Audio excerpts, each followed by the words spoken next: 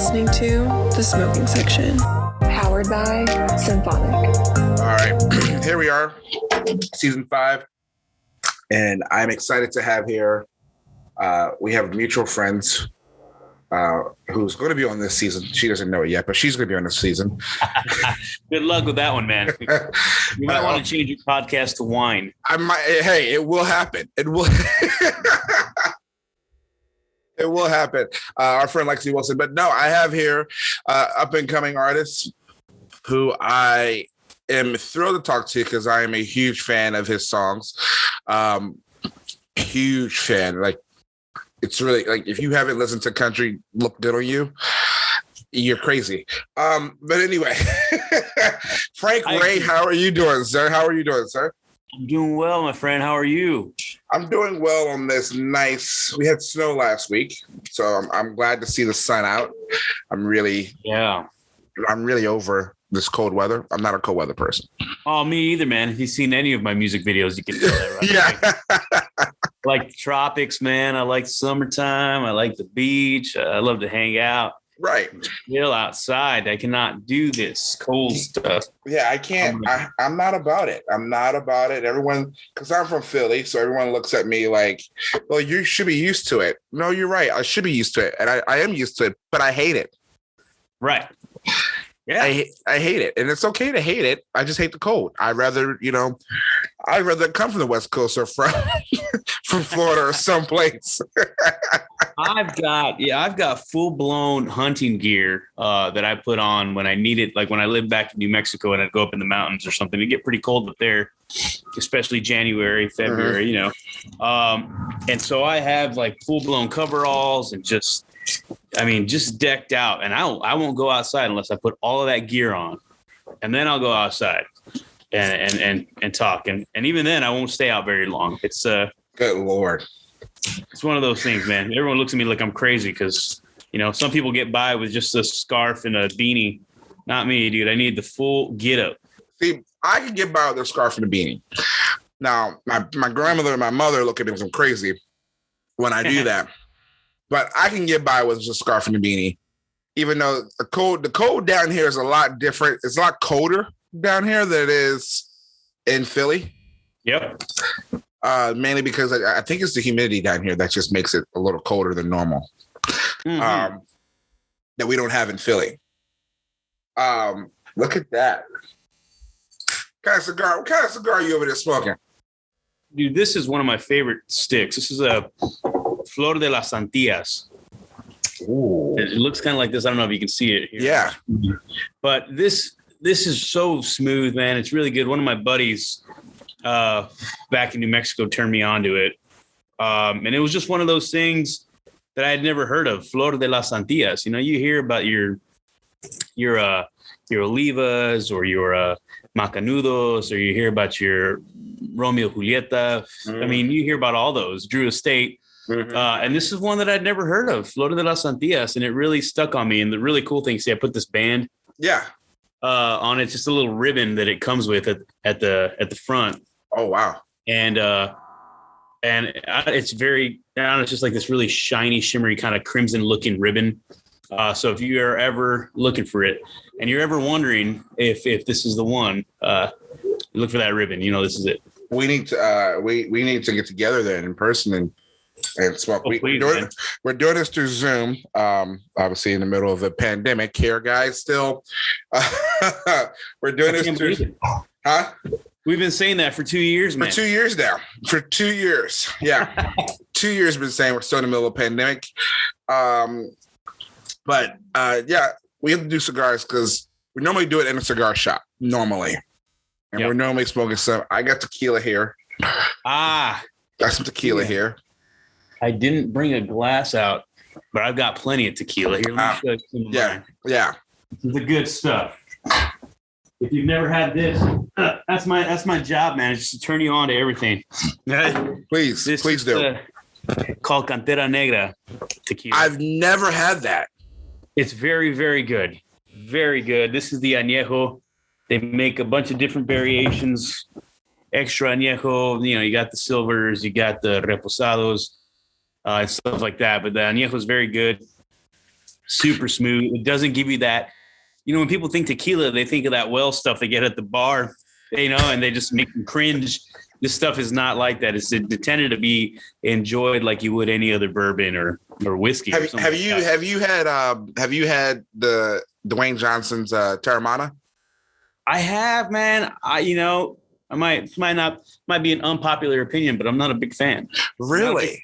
Wasn't a big fan of it. It was a little more, I guess, a little bitter, in my opinion. And I just could be my palate. I don't know. Everyone's different. But I have the unpopular opinion. I don't like Casamigos. Yeah, I mean, that's kind of the same thing, man. Yeah. Casamigos got a little bit of that. It's in the finish for me. You know what I mean? In the finish. And Casamigos does make me kind of do that little, it's smooth kind of going in, but once it goes down, it kind of burns in all the wrong ways. Yeah. Yeah. I don't see my thing. There's a hint of vanilla that I don't like at the end of the tequila. Gotcha. For me, yeah. It's just like, I mean, I'll drink it if it's like the only one that's available and affordable. I'm the same way. Listen, I feel like I'm coming across like some sort of connoisseur, aficionado of some sort. But listen, I'm easy, man. If they had PBR and that's all they had, I'm going to drink it. I was raised to never turn down a free beer or a free drink. Doesn't matter what it is. See, those are wise words, man. Doesn't matter what it is. So let's talk about it because you have a unique story. Because I feel like the new people listening, hearing, and listening to you, you were a cop. You were a bike cop. So tell me some crazy stories. I'm gonna get to the country music, but tell me some crazy stories that you had and things that you experienced as being a bike cop. Well, and I think when we say bike cop, I should also clarify that it wasn't a motorcycle. Yeah. People are going to think that I'm like way cooler than I actually am. There's no. I was going to let you leave that. I was going to let you have that one. Thank you. Yeah. No, I'm proud of it, man. I was Lieutenant Dangle all the way, dude. Short shorts and just what's cool about the bicycle, right? The bike, which for that certification, you had to go through like a 40-hour class, which I was like, dude, what?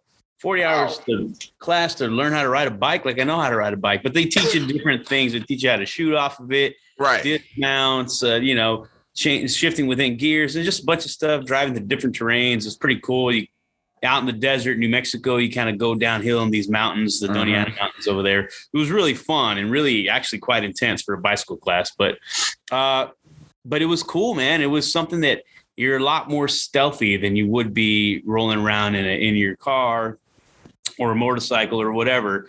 And so I did sneak up on a bunch of different people a couple of times in the known drug district where I'd kind of just cruise into the alleyway and someone would be lighting up a meth pipe or something, and then I would just be standing there watching them. They would do the deed and they'd look up at me. They're like, oh no, because they never saw me coming. But the flip side to that is that I had to get them back to a car, if the arrest happened. If the arrest happened. And so I don't know if it was more embarrassing for me that I'd had to walk this person and my bicycle down together to a car, or if it's more embarrassing for the person that was getting hooked up. I didn't realize that because I personally think it's like, well, I would have thought, I'm a work smart, not work hard. Well, I work hard, but you know what I'm saying, kind of guy.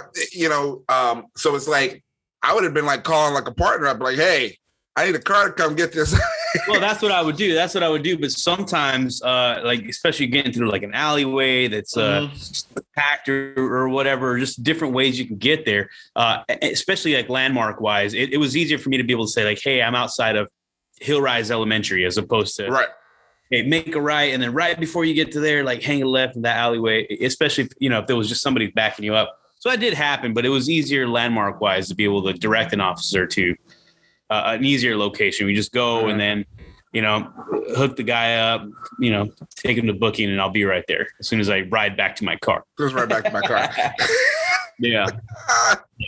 I can't imagine. I was a cop for 10 years. I certainly have a bunch of stories, and I got a lot of life experience out of it. And it was, part of my life that I hold near and dear to my heart. And it's, it's a respect that I gained for law enforcement that, maybe I wouldn't have otherwise had. Who knows? Mm-hmm. You know what I mean? But I lived it. It was crazy. So how does one transition from a cop to a country singer? Oh, that's easy, man. You just pick up a guitar, really. That's all it takes. No, you know what it is? It's music has always been a part of my life. I mean, it was just something that I could do. Singing was always something that I could do since I was a kid. My parents, did their best to nourish that. Whether it was like buying me musical instruments or putting me in choir, make sure I was in choir, stuff like that. Mm-hmm. So it was always my life's passion, and I always wanted to be in the music industry of, in some capacity. I just didn't really have an angle to get there or any know-how, about how to get my foot in the door. And I spent 10 years in law enforcement, which is something that really kind of put the music thing on the back burner. Right. But I found the need to try to find a healthy outlet, because in that career, you need it. Right. You need it. You need something. And so I always found myself getting drawn back to music. That and, I could do the national anthem and stuff. And so the chief of police always had me doing all these events and stuff so they would help out completely. Oh, yeah, 100%. Everybody knew that I could sing. Everybody knew that I wanted to sing. Mm-hmm. But, for the time being, I was a cop. But it was like when I really started getting serious about it, I had enough seniority in the police department where I had like Thursdays, Fridays, and Saturdays off. So it was prime gigging days. And so I started writing songs, and that was pretty much it, man. I started writing songs and got with a cousin of mine and said, see if he wanted to play bass. I said, I'm thinking of starting a band in country music, and found two other buddies to play guitar and drums. And then we started kind of putting a thing together, a band together, a project, social media and all that stuff. And, people started seriously inquiring if we could play. And so we started playing at some of the local bars. And we just got better with the more we played. It just kind of took on a life of its own, to the point where even when people I would arrest while I was doing my day job, I would be at the bar, one of those nights, and they'd recognize me like, hey, you're that cop, right? You're the cop that arrests me. Yeah, in some form or another, I've always been the singing cop, right? I've always been the singing cop. And once I got the taste of the big stage, my band and I had played a Battle of the Bands competition thing. Right. And, it was for a chance to open up for Keith Urban. Like on a Tuesday night, he was driving through, and it worked with his routing. So he stopped in Las Cruces at the Pan American Center, and we won that battle. So we got to open up for Keith. And it was my first time ever tasting the big stage like that with a massive production. And I was like, holy smokes. And that was just a fire that got lit all over. I was about to say, was that the moment that it was like? That was really the moment. Yeah, it was really the moment. I still didn't really know how to get there, but I knew that's what I wanted to do. Right. But, as luck would have it, my band and I, sorry, there's a vehicle driving. You're good. I just had a plane fly over top of me. So yeah. No, as luck would have it, my band and I just really stopped kind of making any forward momentum. Mm-hmm. And an opportunity came up to work with my current manager, who thought I should proceed as a solo act. And I had that conversation with my band. I told him, hey, this guy reached out and he thinks I should do something alone, but I won't do it. If you guys are serious about maybe moving to Nashville or doing something like that. And they're like, nah, it's good, man. It sounds like something you want to do. It's more of a hobby for them, right? Right. And more of a passion for me. At least that's how I interpreted it. And so that was pretty much it. So I decided to, I got their blessing, and I went to do my own solo thing and linked up with my manager, and I had a couple of songs that he, got me in the studio to record with a whole new band, and then we just kind of hit the ground running. And when the demand got great for me to keep playing more consistently, was when I decided that if this is the trajectory that it's headed in, I should really make a decision. And my wife was like, well, yeah, quit being a cop. You know what I mean? Right. I know you want to do music, and that's what I did. So at what point, who's your manager? His name's Oscar Chavira. Okay. So at what point, so here's my question, because I was talking to Lexi about this before today, and she mentioned that you're being produced by Frank Rogers, who I believe is one of the best producers in this town. Yes, sir. I agree. So I'm curious. I want to know, because I know that he's on Spirit and you're on Spirit as well. Is that how you guys connected? For those of you who don't know who Frank Rogers pretty much produced all of Brad Pace's albums up until the most recent ones, and most of Carrie's and most of Darius Rucker as well. And he wrote, he believe it or not, I just found out today, he actually wrote the song "Blow" by Ed Sheeran, Chris Stapleton, and that's Bruno Mars. Yeah, I was like, wow. Yeah. Okay, yeah. And that was on Ed's That was on his duets album. One of the duets album. Yeah, something 6 or something like that. Yeah. And this is like I'm like, I saw it, I'm like, whoa. Yeah, that's a Nashville, right? Like, holy shit. Dude, the thing about Frank is he wears many hats, right? Right now, currently the CEO of Spirit and Fluid Music Revolution, but he's a kick-ass producer and an incredible songwriter. Like the guy can just do it all, and he knows when to put on which hat, when to take off which other one. So when he's in the room, the writing room, I mean, he's there involved and engaged just as much as every other person in there, if not more. And he's just really trying to craft the story and stuff. And it's really awesome to watch because you can see the production hat kind of come on as well when he's just like, as we're writing the song, he's like, oh, we could do this here, we could do this here, little stuff like that. And so he's already kind of primed and ready when it comes time to get into the studio. And then sometimes when he needs to separate himself from that and just be CEO and boss for a little bit, he does that. But yeah, Frank, I have nothing but great things to say about Frank, man. We could talk about Frank this entire podcast, but how we came to know each other was that Oscar and I were still kind of we had just started working together, and but Nashville was always the end goal, but we started out in Texas. And as we made a buzz in Texas and had some radio success, a couple of number ones with singles from the debut album, people started kind of people who were keeping the finger on the pulse here in Nashville started kind of wondering, all right, well, we were hearing this name a lot. And then we started working with a producer named Steve Dorff. Hall of Famer. Hall of Famer. He did the biggest hit probably for him was, I don't know if it's the biggest hit, but in country, I would say is I Cross My Heart. Yep. George Strait, right? Yep. But he had opened up the catalog of his late son, Andrew Dorff, who was also an incredible songwriter in Nashville while he was here. And he was, he opened up that catalog and listened to some of my stuff and said, hey, well, I got a couple songs. And he sent one over called Tequila Mockingbird. Kind of got on my radar. And I was like, dude, I want to cut that. So we came to Nashville and we cut it. And, we started meeting with different publicists and publishers and, people within the industry. And we got encouraged to do a showcase.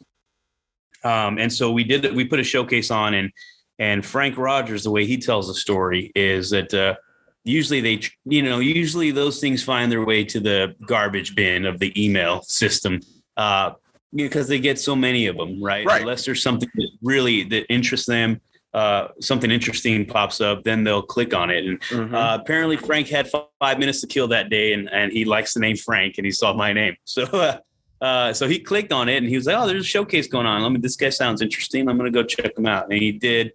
And that's kind of what started that relationship. He invited us over to his office, and we sat down and talked, and he's like, well, why don't you just come into town a couple times and write with some of my people? And we'll see where it goes. Now, granted, we were doing that on our own dime and coming probably for the better part of a year and a half before I got offered a publishing deal for writing. So it's crazy though that it took him only 5 minutes to do that. He's a busy motherfucker. He is, yeah. No doubt, dude. He is a busy motherfucker. But it's crazy to say what would have happened if he didn't have that 5 minutes to read an email? Man, I really don't know, because there are so many. I mean, I think that relationship and that connection with Frank really played a large role in my record deal as well, because Frank is so respected within the industry. And because I didn't necessarily have hit songs, you know what I mean? I was a songwriter, but I was still really green to the whole thing. You know, I had just come off of 10 years of law enforcement. I'm still trying to figure it out, as every writer should every day. And, but Frank, you know, and these guys that have been in the game for a little bit, I mean, they knew that really all I was missing was some songs. And without Frank, I don't know if I would have ever gotten them, you know? Right. I don't know if I would have landed with a publisher. I don't know, you know, if that would have happened, but Tequila Mockingbird basically found its way onto New Boots, which is a Spotify playlist, which at the time,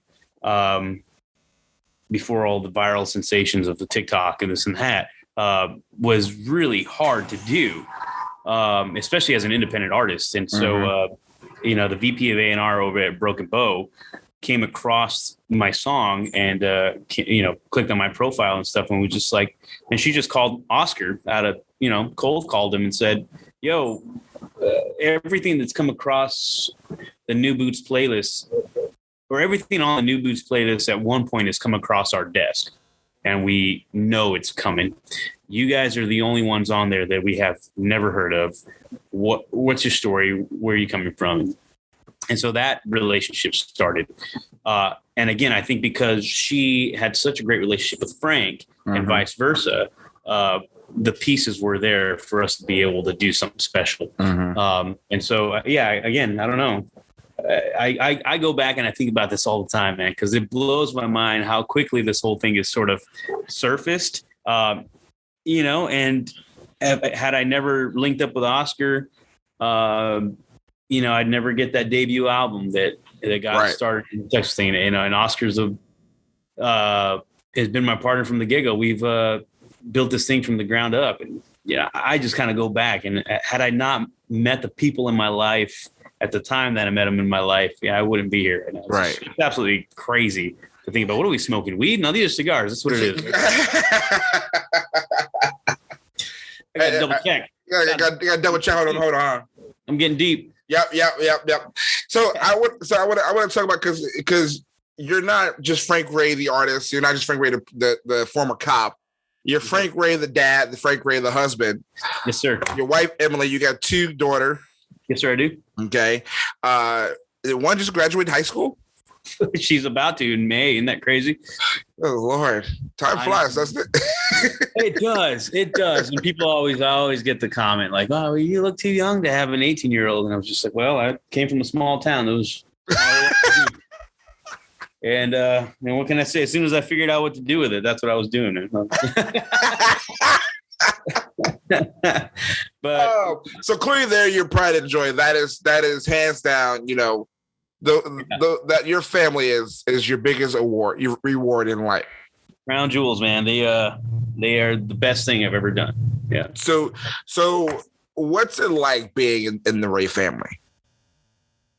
Well, it's chaotic. I'll tell you that much.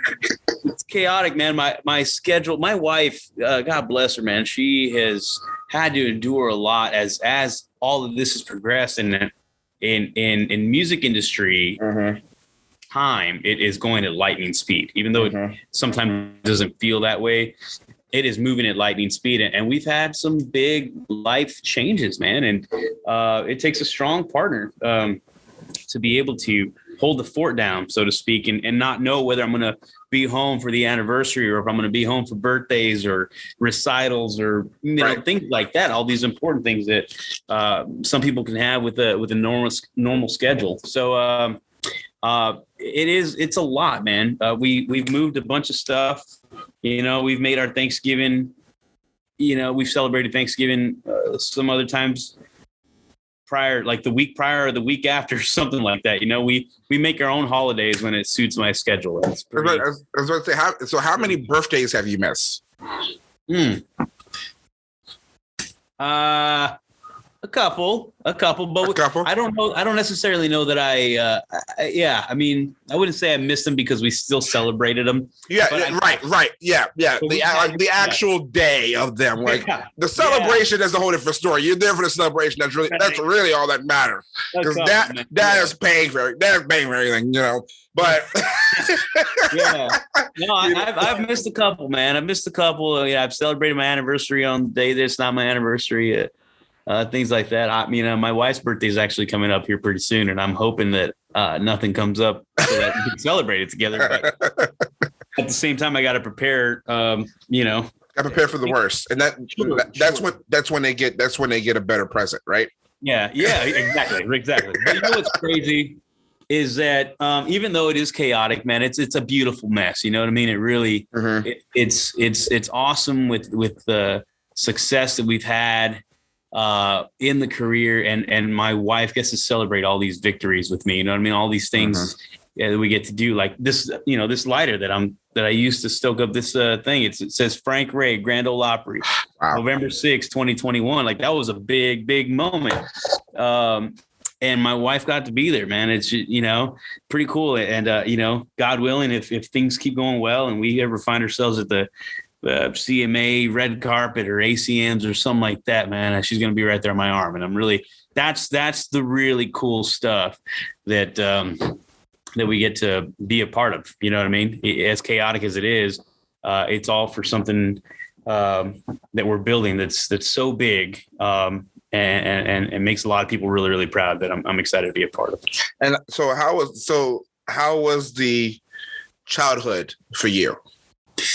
Oh, like any other man, I surrounded by, siblings and cousins and, I feel like you're a big family guy.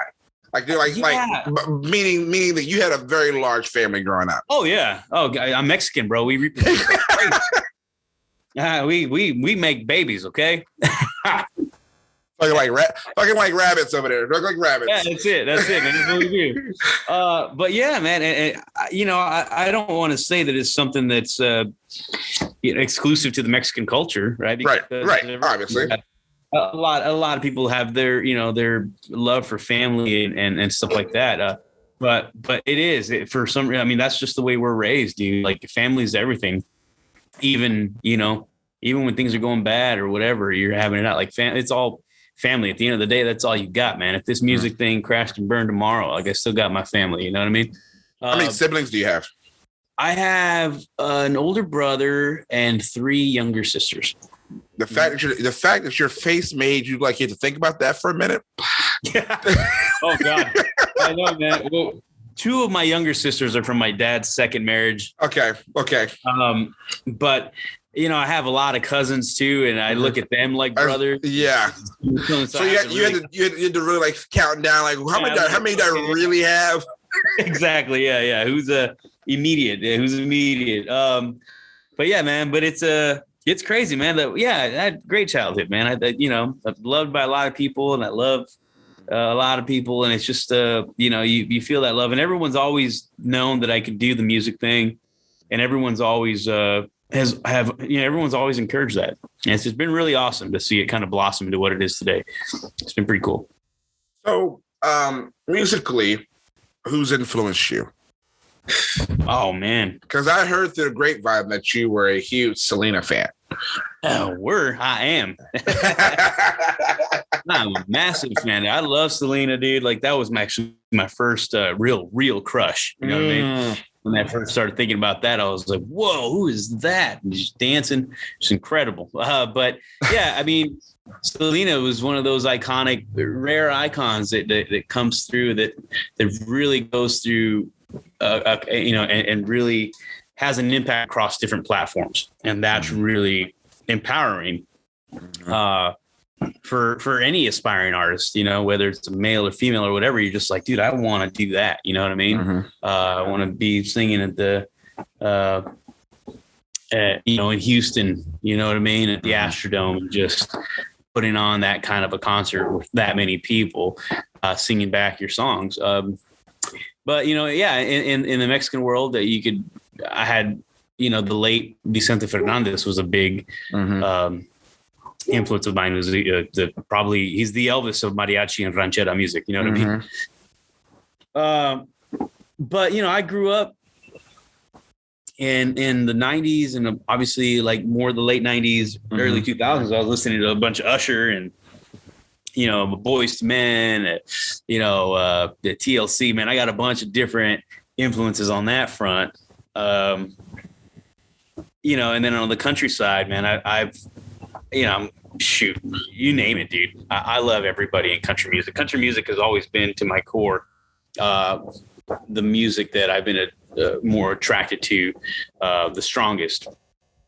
And I wish I could tell you why, but I mean, you think of all the greats like George Strait or Alan Jackson. Again, I was in the 90s, all the hat acts, but Tracy Lawrence is probably one of my biggest influences, man. Have you met him yet? No, dude, that's on my list, man. It's on. We gotta arrange that. I'll help arrange that. I know some people who work with him, so oh my gosh, dude, you would make my day. We gotta arrange that. That's something that has to happen. Yeah, Tracy's just one of those guys, man. That it's such a unique voice, and then just a great ability to tell these stories. And I thought he was honestly the king of the waltz, or the anything 6/8 or 3/4. The ding ding get in. He could do that, man. Alibis, you name it, man. Like the guy was just. I just saw him for the first time live. He played at Tortuga this past year. I keep saying this year, and it's really last year. Exactly. We are in 2022 now. We are here. We made it. We are here. We've made it. We've made it through 2020 and 2021, guys. Surprisingly. A lot of tequila and a lot of cigars. A lot of tequila, a lot of cigars. But I saw him play for the first time, and it's crazy because as you get older, like your voice starts to change, not in a bad way, not necessarily in a bad way or a good way. That's just progression of life. Sure. And there's been two people that I've seen live that sound exactly like if you were to listen to them in their prime or on a record. Lionel Richie and Tracy Lawrence. That's crazy, man. Tracy Lawrence sound exactly the same. That I thought, maybe I'm listening to something on Spotify. Maybe I'm listening to Apple Music. Are they playing the actual track? I guess he lip singing. No, that's really him singing. He sounds the same. So it's amazing to see when I saw that and was like, oh shit! Like he's a legend. It gave me more respect for who he was as a performer. Oh, absolutely, man. He's just one of those guys. I can't wait to. I know it's going to happen. I know we're going to meet him, and if you can make that happen, let's do it, man. But I can just pick that guy's brain forever, and just I'm a big fan. I'm a big fan of Tracy's. But is he your dream duet? He's up there. You know what I mean? In country music, you mean? Yeah. Yeah. He's definitely up there, man. I would love to do something with Tracy. I think that would be great, man. I'm thinking kind of off the top of my head if there's anybody else that really kind of comes to mind right now, but it escapes me. But Tracy's definitely up there, man. If I could ever do anything with George Strait, let's do it. I think if anyone can do anything with George Strait. I got to shake his hand. I got to shake his hand at the iHeart Country Music Festival. Really? In Austin. And I was just, we got pictures and stuff. And I was like, dude, this is probably never going to happen again. Like never going to happen again. He's walking down backstage and I caught him as he finished his performance and he was on his way back to his bus, and I said, "Hey, George," he did a song called "The Weight of the Badge." Yep. And I said, "Man, I thank you for doing that. I was a police officer for 10 years and, quit to do country music." And he goes, "Well, how's that working out for you?" And I said, "Not nearly as good as it worked out for you, bud, but, but I'm trying." And we shook hands and took a picture, and that was pretty much it. That was my exchange with George Strait. But I was just like, man, that might never happen again. That is one guy I do want to meet. I had a freak out moment with Reba. Oh my gosh. Yeah. At a stoplight. Yeah. Honked my horn like a madman. I was that crazy fan. I'm glad I was, though, here's the thing, 'cause I'm glad I got out of my system, because if I had done that like at an industry event or Sure. it would have been a little bit embarrassing. Like, hey, all right, take it easy, bro. Yeah, security would probably throw me out. Yeah. But I'm glad I got out of my system. So it's like, but that's like meeting a legend. I was just in a separate car looking at her, and she rode over to the "Hi, baby, have a good night, baby," and back at you. Back at you. Light change, back at you. You like cigars, Reba? That's killer, man. Yeah. Oscar's one of those guys that kind of helped me get out of my comfort zone, right? And approaching some of these artists that I wouldn't normally approach, or put myself in situations that I wouldn't normally do. And it started one time when we were doing a tracking session with Steve Dorff. We were at Curb Studio, and Clint Black was coming in to talk to Steve about some string arrangement that he was going to do with some orchestra or something like that. Right. And so Steve said, "Hey, we're taking a break. If it's cool with you, Clint wants to stop by." And I was like, "Yeah, totally." So I'm just kind of hanging out there, and Clint's giving Steve a hard time. They go way back. And Clint just starts kind of playing on the guitar, man. It was just something that people pay thousands of dollars to watch. Right. And I'm sitting there in the control room watching him do his thing. And then I'm sitting next to Oscar, and Oscar leans over to me and he goes, "You should ask him if he wants to hear one of your songs." Play him a song. And I was like, "No, man, I can't. It's just weird." And then he leans over again. He goes, "You're going to regret it for the rest of your life." So I waited till Clint was done playing one song, and there was a brief gap, like a moment of silence. And I just stepped in and I said, "Hey, man, do you mind if I play something for you?" He's like, "Please do." And I sat down and got to play a song for Clint. And it was a pretty awesome moment, man. That's cool. After that, I was just like, man, there are opportunities like that come few far in between, and you got to capitalize. And meeting George Strait and kind of almost ambushing him backstage was one of those. I was like, dude, I might never see George Strait again. You know what I mean? Or at least be this close. That's so true, because it's like I had this conversation with someone this morning about if you don't. You get opportunities, and some of them are like they slap you in your face opportunities where, okay, you have to take it. Exactly. But then some of them are, you have to make the opportunity for yourself. And if you don't make that opportunity for yourself, no one else is going to do it for you. 100%. 100%, man. I mean, it's sort of been the theme of my life for the last 4 years. It's like, this whole music thing doesn't happen if I don't decide to quit my job. And Oscar, he really very badly wanted to tell me to quit, but we had just started working together. Not only, probably 2 or 3 weeks working together, and he knew what he could do from a business aspect. Right. But he couldn't really force my hand to quit my job. It had to be something that came from within. You know what I mean?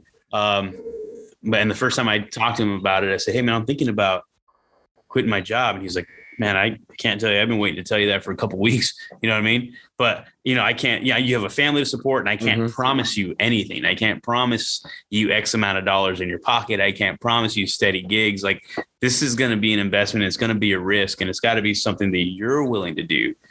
You know what I mean? And so talking about creating those moments or seizing those opportunities, they have to come from within, because no one else is going to give it to you. Right. There's a wealth of talented songwriters and singers in Nashville alone, mind you, the rest of the world, right? That if you sleep on it, someone's waiting in line, man. And I mean, and in your case, no bullshit.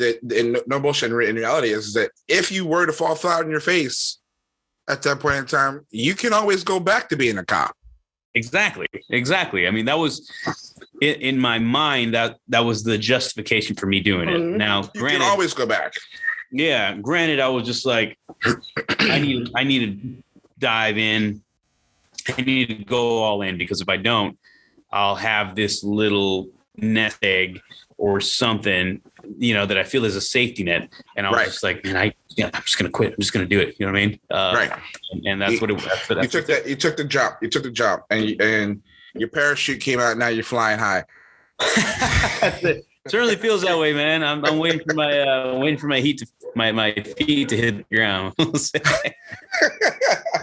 So what's been hold on, I'm just sipping tequila. Hang on. Go ahead, get after it.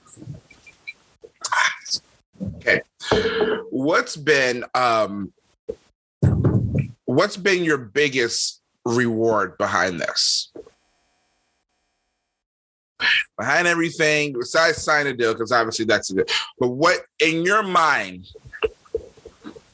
what's your biggest reward that you've got from this? My biggest reward has probably been able to put food on the table and pay the bills, providing for my family, doing what I love to do. You know what I mean? That really is. When I was a kid, I wanted to be famous, right? I wanted to be Garth Brooks flying across Texas Stadium, right, on a wire or something like that, just putting on a hell of a show. You want that adoration. You want that, you want those fans screaming back at you. Like that was it, right? You're just like, yeah, that's what I want to do. I want the fame, I want the fortune. When you're a kid, you're kind of naive to that. And then, as I got older and I got some more life experience and I found the love of my life and we have our kids and stuff, I'm thinking like, this is so much more than a job, right? This is a passion. And to be able to do that and get compensated for it, to provide for my family, right? I work really, really hard at the end of the day to set my family up for life. That's what my goal is. And to be able to make a good living, getting up there and playing songs, playing country music, man, that's the biggest reward for me. You know what I mean? And in some sense, it's also being able to have some sort of on the other foot is like being able to show in real time the results of our hard work to the people that have confided in us or put faith in us, i.e. Oscar, right, or Frank Rogers, or the label, people that are just like, hey, we're willing to bet on you. You know what I mean? And so as the song continues to do well on country radio charts, or we get all these different spotlights, like whether it's artists to watch for CMT, 2022, or Amazon or Pandora or something like that. You know what I mean? It's the Grand Ole Opry. It's these big moments and these big kind of accolades that you get to tell the people that put faith in you that, hey, we're doing something right. And, you get to kind of pay them back in that sense. Right. It's really awesome to watch. I always tell people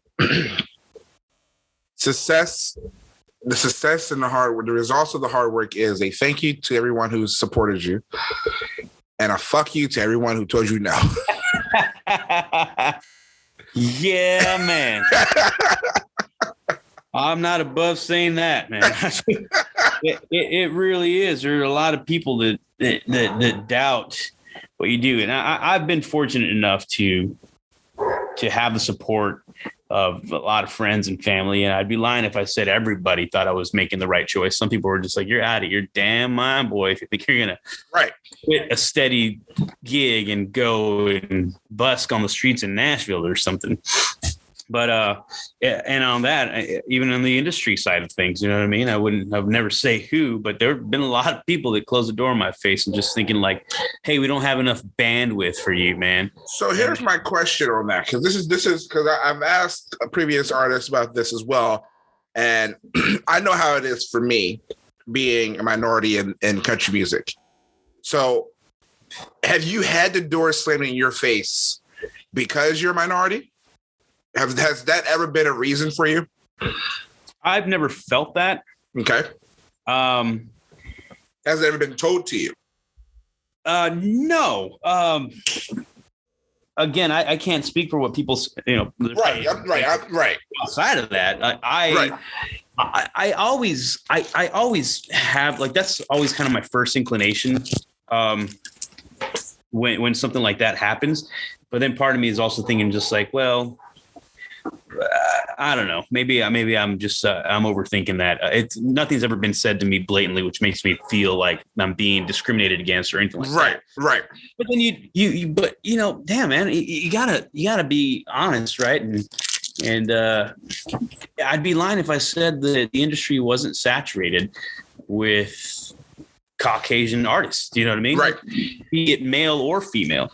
Right. I imagine it's the same way that female artists feel about male artists. Just like, correct. Whoa, what's going on here, dude? Like, let's get some equal play and this and that. But you see the genre and you see the industry start to expand and diversify, especially within this last year. You've seen a growth and there's definitely an effort there. And maybe that's all that really people needed was just kind of this light bulb to go off and be like, oh, snap. You know what I mean? Like, yeah, the market is saturated. Like saturated, and it's crazy because now it's like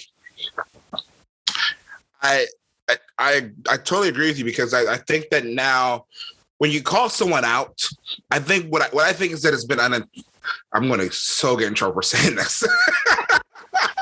Oh, how do you think I feel? No. I'm getting ready to get in trouble for saying this. I don't think that it's been completely intentional. I think that people vocalizing and calling people out and calling industries out on shit, as you said, it was a light bulb to say, oh shit, maybe we were doing this and not realizing it, or maybe we're doing this and now we're called out for it. Now we need to hone down on this. So yeah, it's more implicit as it is intentional. You know, yes, what I mean? It's just like, yes. And I think, and again, I would never take anything away from the artists that have gotten deals or had success on country radio or whatever as a result of their race. You know, they got it because they're talented. They got the song. You know what I mean? They got the team. They got the work. So hey, by all means, my hat's off to you, man. Right. But I guess I can only speak specifically to the Hispanic community, right? Right. The Mexican community. Why has it been that long? It's not for discriminatory purposes. Maybe it's just timing. You know what I mean? Right. It's been a long time. Do you think Rick Trevino was probably the most recent? If you think about it, I mean, there's no shortage of Mexican artists out there. There's Hispanic artists out there. There's not. Now you got me. You got Cat and Alec. You know, we're a great Latin duo, and we're starting to emerge, and people are starting to kind of take notice. You know what I mean? And I guess, like, from my own personal experience, when we talk about this, maybe it was knowingly. I was in a meeting one time, and somebody asked me, they're like, hey, all right, you got the ball cap, man. You got the beard. You got the skinny jeans. Like, what separates you, or what makes you different from everybody else? And I was like, yo, just looking at myself, kind of looking at my arm and stuff, and maybe the pigment in my skin. I was just like, hey, and said person was just like, well, that shouldn't matter though, right? And I was like, you're right, it shouldn't, but you show me any other artist out there that looks like me. You know what I mean? From my community. Right. And I was like, okay, but I'll do you one more. I said, if that's not all it is, right? If that's not all it is, there is a different influence and different vibe that I bring to the table musically because of my culture, my upbringing. Right. Let me showcase that. And it wasn't until I figured that out and I got the right team and I got with Frank Rogers and I expressed that this is what I want to do. I don't want to sound like, Taco Cabana or something like that. You know what I mean? Right. I don't want it to sound like that. I don't want it to sound like a Jimmy Buffett-esque, because that's what people think of when they think of, the Latin vibe in country music. They think Kenny Chesney, the beachy kind of vibe, or Jimmy Buffett or stuff like that. Or even it's not a new idea in country music. You know what I mean? I was just like, there's a different flavor you could put on it. And so that's why I got songs like Streetlights. You know what I mean? Right. Streetlights was one of those things where I was just like, all right, I'm going to show you what makes me different. If looking at me doesn't say it enough, you know what I mean? I'm going to show you why it's different, not just because I'm brown. Don't look at me because I'm brown. Don't look at me because I'm Hispanic. You know what I mean? Look at me because of the influence that we're bringing into the genre with this flavor. And, it's, again, unbeknownst to people. It's just, it happens because they're just like, hey, this is a safer bet. And the proof is in the pudding. You know what I mean? Like they can make some money off of someone, from Georgia or whatever, and be like, hey, here's another Georgia boy. Right. And we know we have a market for that. Don't know how the Latin market's going to work here, but it's definitely been, it's also like you said, as you said, just pointed out, it's also because of a lack of research. It's a lack of market research. You don't know. You really don't, because, and it's understandably so, because of what we have to market to people. That's primarily been the market for country music. And they don't really understand, which is fine. It's understandable. And we've made big steps. I'm not going to lie. We've made gigantic fucking steps in this industry. So yeah, I've been curious about that and how you thought about that. And you know what's crazy, man, is I've never taken it like a chip on my shoulder sort of thing. Right. I've always taken it of like as holding the torch, right? Holding the torch like Freddie Fender did, Johnny Rodriguez did, Rick Trevino, Emilio Navaira, all these artists that had a big impact in country music. And that torch it's still lit. Just needed to be passed down to somebody. And if I get to be that artist, yeah, fucking A right, dude. I want to carry that with pride and with honor. You know what I mean? But I love country music. I love the industry. I love the community. It's been awesome. And I'm just proud to be able to, I'm just proud to be able to leave my mark and put my little stamp on it. You know what I mean? And if it works out, better than things already gone, then great. And if it comes down to it, like, and I need to pass that torch down. Like, I hope I was able to do that. Like other artists were able to do that for me. Yeah. All right. One last question here before we wrap up here. I won't take too much of your time, but where do you see yourself in 5 years? 5 years. That's a good question. Well, listen, I will say that touring has gotten a lot crazier. It's been really awesome. I would love to see that kind of grow on a grander scale, whether I'm jumping on a big tour with somebody, whether it's a label mate or somebody that the plan fits with. And then eventually I'd like to be headlining tours. And I definitely like to keep making a regular appearance at the Grand Ole Opry, because that was probably one of the greatest nights of my life musically. But yeah, man, I think I'd like to see my music come out and keep having an impact on country radio, whether that's in the sense of a couple of hits under my belt by that time. That would be awesome. But yeah, definitely having continued success on country radio, jumping on a major tour with somebody, if not headlining my own, where people are actually showing up because they want to see the performance and they want to go through the experience as well. then just continuing to write, man, and expanding on that craft. It's one of my favorite things to do, pastime wise, is just being able to sit down and write songs and keep building new friendships within the community, man. I've been really fortunate over 2021 to play a bunch of different shows and stuff with artists that I've looked up to, that now I've got their phone number, saved. And it's like, damn, man, I want to keep doing that because that's really cool. Yeah. It almost feels like you get to sit at the cool kids table. You know what I mean? Yeah.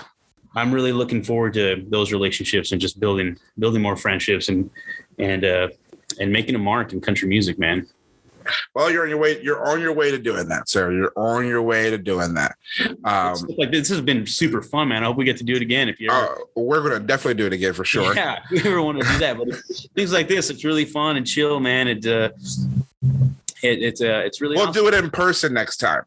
We'll do it in person. We'll do it in person next time and have some cigars and some whiskey or some tequila. Basically, some tequila, really. I got you. I got you covered, man. I'm telling you, I got plenty of these Cantera Negra bottles too. If you can't find one near you, I'll bring you a bottle. Oh yeah, I'm gonna have to pick you up on that one for sure. Sooner than later. Brother. Sooner than later. This has been a great interview. Thank you so much, ladies and gentlemen. This is y'all. If you haven't, go check out Frank Ray. I promise you will not fucking regret it. Let's go. Let's go. You're listening to The Smoking Section, powered by Symphonic.